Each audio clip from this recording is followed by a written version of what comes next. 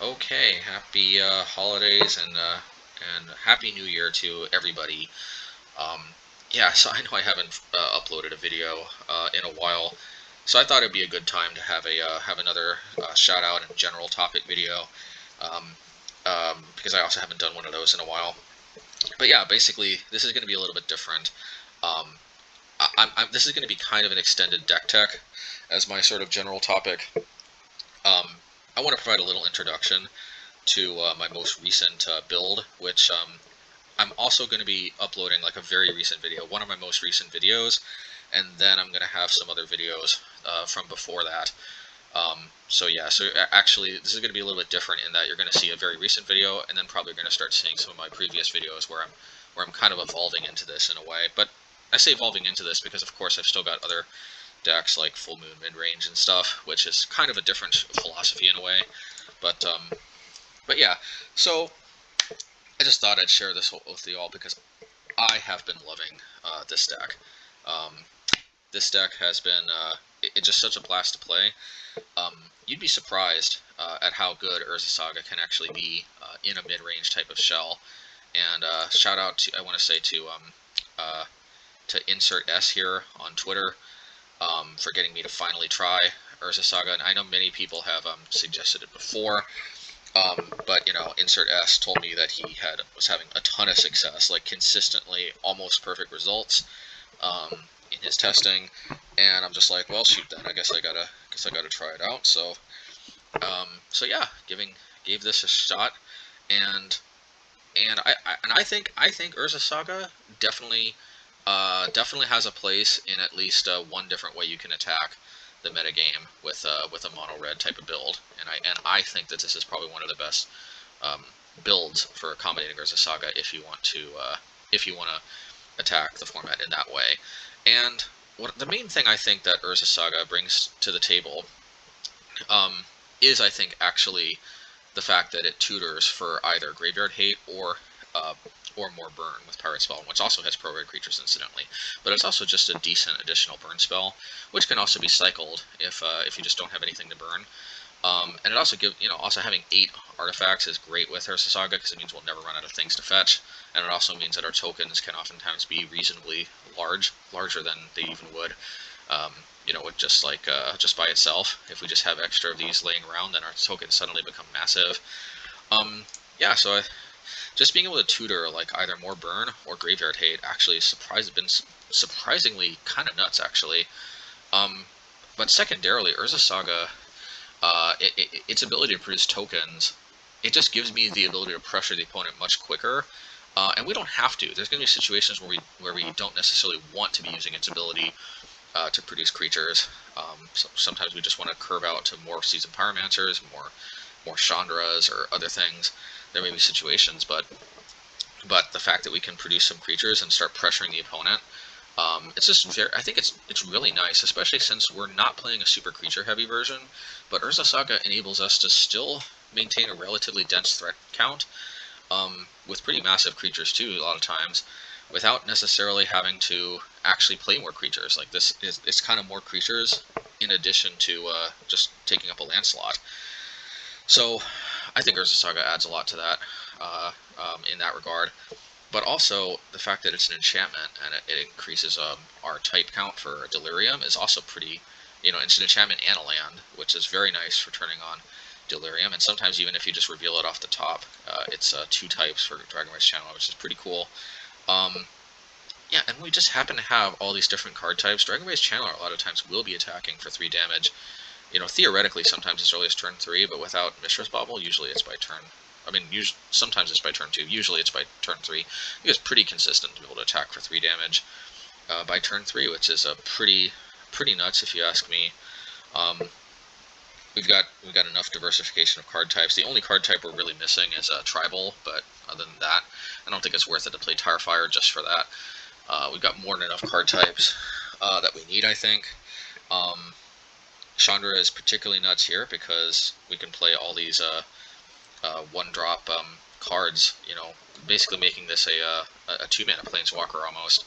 And since we've got so much burn, and since we're relatively aggressive, And if we drop a Seasoned Pyromancer, obviously we get like a gazillion blockers. So you can be surprised. Being able to defend Chandra is not so difficult.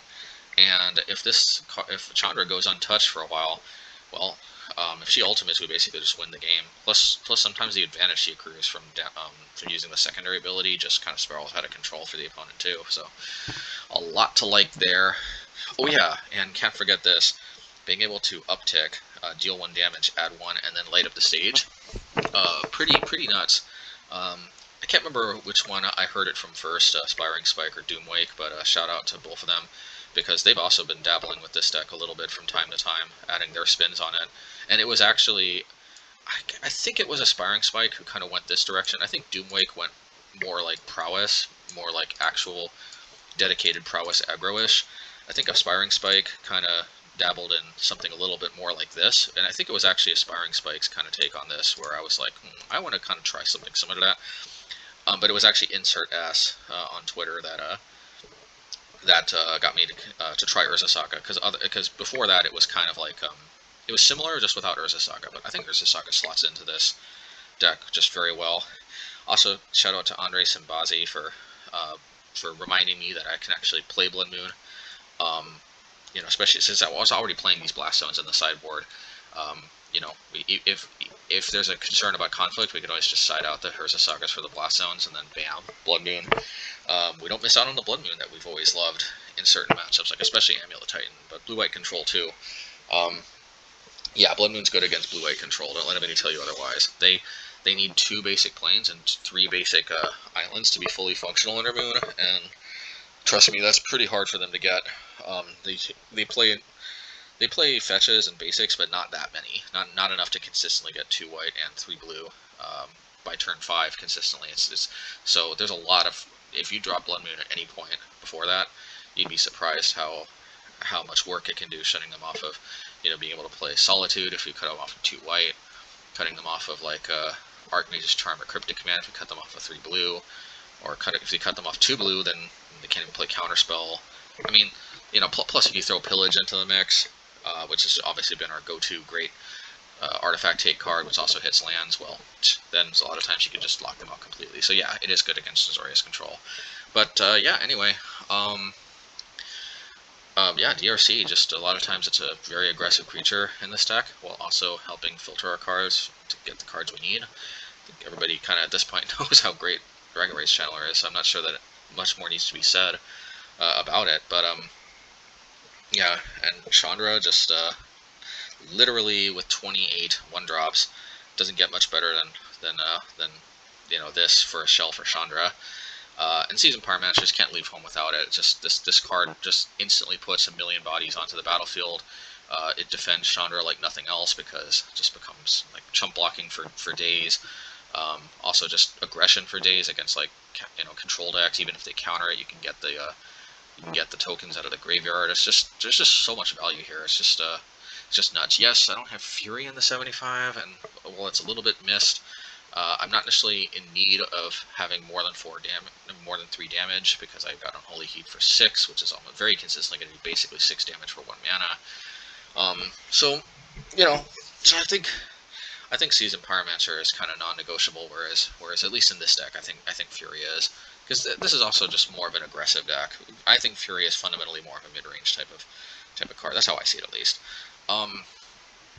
Yeah. So, and we got the Blood Moons, like I just explained, pretty nutso in the right matchups. Pillage.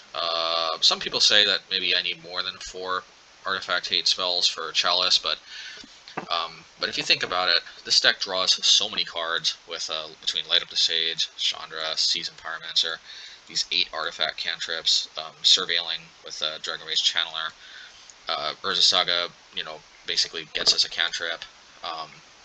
Yeah, there's just so much card draw here that there's going to be very few matchups where the opponent's going to be able to draw into more Chalices than we can draw into Pillages at the rate in which we draw cards. So I'm not super worried about the opponent presenting more Chalices than we have Pillages, but you know, Azorius Control could be a little bit of a concern if they're packing Chalice, because they can counter Pillage, meaning that we not only need to draw more cards than them, which they also draw more cards in the average deck too, so we're not going to outdraw them as quickly, as consistently, but usually we do, believe it or not. Believe it or not, I have actually drawn more cards on average against Azorius Control than they do against us, believe it or not, even though they're a control deck. But overall, I still found Azorius Control to be pretty favorable, even though Pillage sometimes occasionally gets countered, because at the end of the day, all we really need to do is to stick a Chandra or a Seasoned Pyromancer and kind of ride that up, or Urza Saga and create the tokens, which, yes, they can get Spreading Seas, but they don't always have it.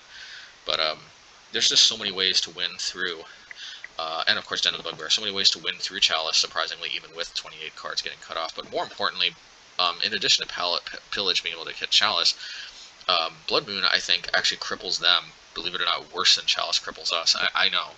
But like I said, they have so many colored requirements, you'd be surprised. Even though they're a two-color deck, it's just been my experience, and unless I start having fundamentally different experiences, it's just going to be hard for me to see it otherwise. But every time I've resolved Blood Moon against them, it's always felt like Blood Moon basically is hurting them more than Chalice is hurting us. And at that point, you'd be surprised how often I just go after basics, even if they have a Chalice in play, once I have Pillage. But yeah, so that's why we got the Blood Moon Pillage combo, which has always been great. Of course, we got Obosh here.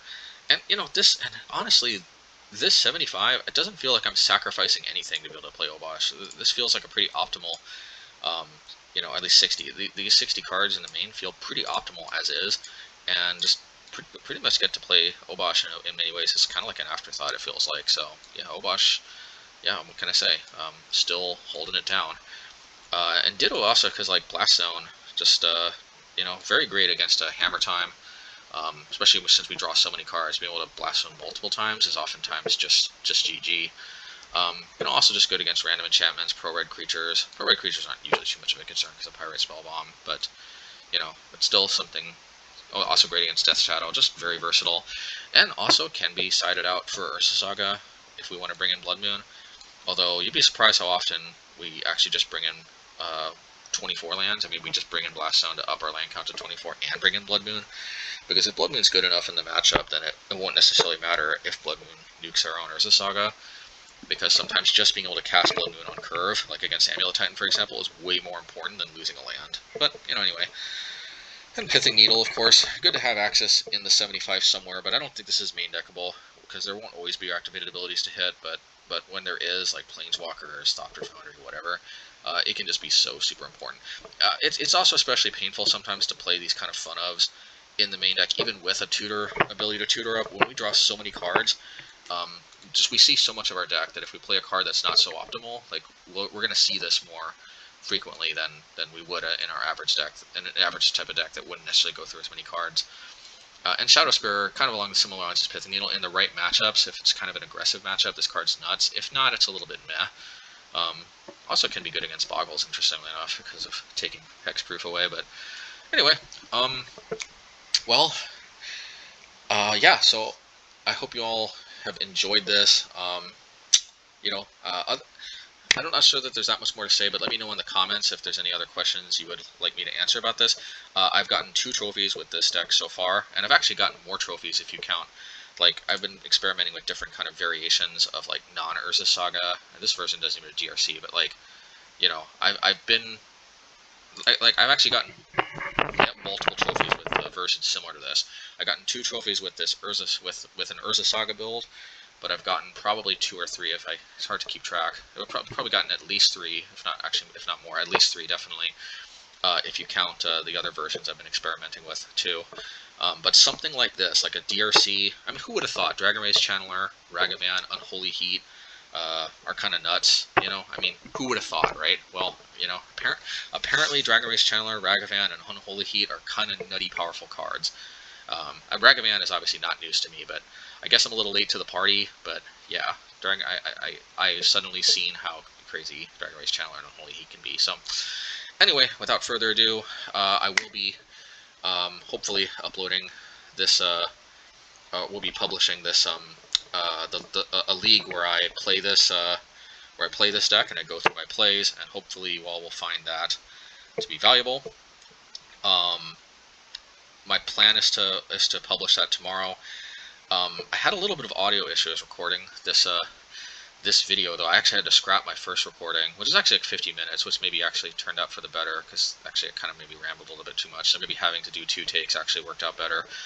But I'm going to have to go back to that Urza Saga video, because hopefully there's no audio issues there. But anyway, hope you all enjoyed this, and without further ado, I want to give my shout out and special thanks to all of my patrons. I obviously thank you everybody who watches. You're all very much appreciated. But also, special thanks to the patrons. Thanks Jeff, thanks True Story, Magnus, who are all new patrons, so thank you very much for joining. Thanks Kyle, Dennis, Mark, Charles, Cole, Death Adder, Brent T, MTG, Michael, Corey, Courtesy, Greasy Choir Boy, Andre Simbazi, who I've already mentioned, Simon Grondin, Lucas Frank, Yuha, Andrew Watts, Rodrigo Tomazi, Gabriel W., Adam Boyd, Jeff Clark, Jonas Sandiger, Tyler Smith, Pavilis, Alexis, Brett, and Michael. Thank you so much, all of you, for all of your support. Yeah, I hope you all enjoyed this little update video of sorts, and little kind of run through with with something that's been dear to me recently. Yeah, and hopefully I won't have as much of a lull in the video content going forward. There's obviously this holiday has been pretty crazy holiday season, but yeah. At least I've been able to experiment with this, so hopefully you all enjoy. Take care.